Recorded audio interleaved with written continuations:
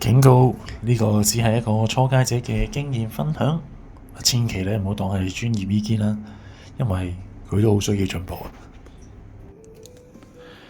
咁喺開都做咗差唔多好似1個星期嘅殘特奧會嘅精華啦，咁所以喺呢度咧都有少少即係巧妙或者係一啲 sharing 啦。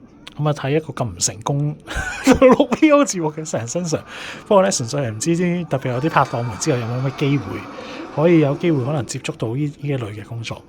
咁每一日翻到嚟啦，首先啦就會剪接好嘅比賽畫面啦。咁當然要等嘅，有時可能我哋寫稿快啲咧，你可以試下寫咗稿俾佢哋剪啦。咁但係多數嘅情況咧都係交俾佢哋剪啦。咁剪完之後要做啲咩呢？咁其實我都經歷咗好一段時間咧，先摸索到點樣係最好。咁我覺得而家咧分享一個方法就係，大家可以見到，我甚至乎可能之前已經寫好咗一啲稿啦，咁就係一啲 point， 我覺得諗到可能可以擺喺頭 tag 啊，之後點樣落啊。咁但係最重要呢，都係要跟翻到底剪咗出嚟嘅畫面係點樣。咁因為大家都見到啦，一個 play 咁樣，可能去到半場有分。咁如果你份稿咧完全係跟唔到嗰個畫面咧，其實就冇乜意思嘅。咁所以最重要係做乜嘢咧？其實你見到我後面咧就好似呢啲咁樣啦，咁就分咗一格格，就 mark 定晒啲時間啦。每一個 shot， 即係每一個剪咗出嚟嘅 shot 大概有幾多秒，咁啊到底係發生緊咩事？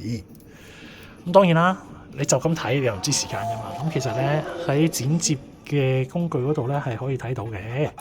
不過咧，你當時掛住睇，可能 mark 重點嘅時間咧就冇睇得咁細嘅。咁所以可能呢啲時候咧你就會過後啦，咁就可能拉嚟望一望啦。咁譬如一開波4秒鐘之後，可能頭過咗 ID 之後5秒，去到原來第一個 play 咧就10都冇夠13添，12秒。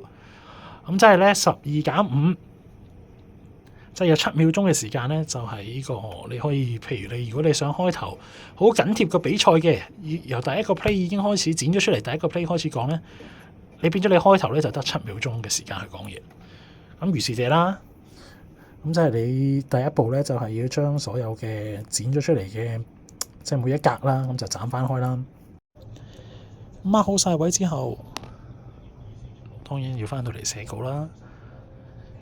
咁但係咧份稿點樣寫先好咧？其實最好就一定係配合到個畫面。咁但係咧，大家聽精華啦，特別係可能好多時候咧都可以有好多數據。咁我翻到嚟到底用啲咩資料配合翻你見到個畫面，冚落份稿度咧，我覺得就係最大嘅挑戰，同埋就係嗰個功力嘅分野喺邊度。當然啦，我嘅功力係真係差啦。咁而且就算你寫得份好稿，你口鉗都未必好好。寫好晒稿就落嚟 BO 房啦。我擺低啲嘢，閂好門。咁因為咧我已經錄完啦，咁而家睇唔到個畫面。咁平時咧就大約就係咁樣啦。跟住咧就 set 好你自己嘅架步啦，你用咩方式都好。咁有個 headphone， 咁隔離咧其實隔離房咧就係導演加埋即係編審佢哋啦。咁戴好個 headset， 就聽到導演 Q 噶啦。你用咩語氣點樣跟住你份稿，或者可能有人寫埋俾你啦。有時候我好多謝阿肥啦，我哋呢位好勁嘅寫稿員，佢即係睇住佢啲稿，我真係要繼續努力學習。咁但係就到底點樣斷句，咩音調，咩輕重，我教唔到大家，因為我都係一個小白。咁但係總之就係用自己嘅方式去做出嚟啦。跟住經過一連串嘅 NG 啦，我就好渣嘅，成日都要 NG 嘅。咁當然佢哋會幫我剪啦。咁睇下你幾快手啦。咁當然就最後就錄完就係等出街啦，就係咁樣啦。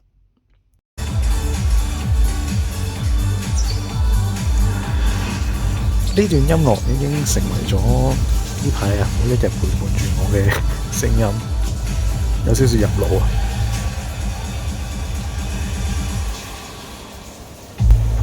嚟到最後階段，港隊繼續喺游泳館有好消息啊！仲會同大家睇睇坐式排球。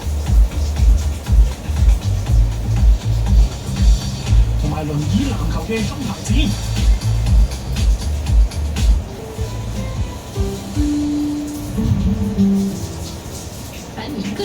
先去到深圳大運中心游泳館，男子 SM14級200米個人混合泳比賽，3線洪永樂、5線黃漢燕、6線麥黃樂都係港隊代表。個人混合泳嘅次序係葉佩、蛙、字。